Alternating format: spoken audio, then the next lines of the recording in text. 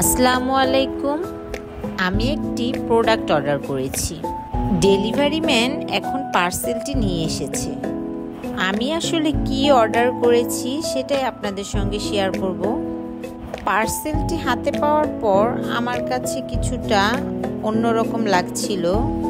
আসলে মাঝে মাঝেই আমার হাতে ভুল প্রোডাক্ট চলে আসে, তাই আমি কনফিউশন নিয়েই পার্সেলটি খুলছিলাম। তারপর দেখলাম আমার মনের ধারণাটাই ঠিক।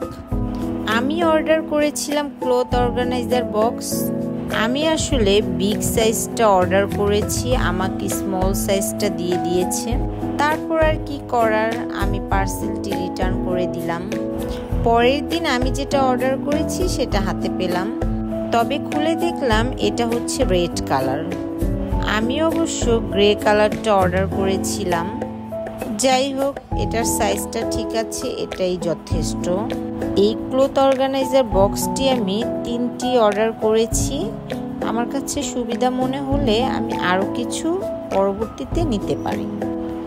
আমার আলমারিতে এইভাবে ভাঁজ করে ড্রেসগুলো রাখা, তবে একটা ধরলে আরেকটা নষ্ট হয়ে যায়। এছাড়া সিল্ক টাইপের ড্রেসগুলো একটা ধরে টান দিলে আরেকটা পড়ে যায়, তাই আমি আসলে এই ক্লথ অর্গানাইজার বক্সটির ভিতরে এভাবে ভাঁজ করে রেখেছি।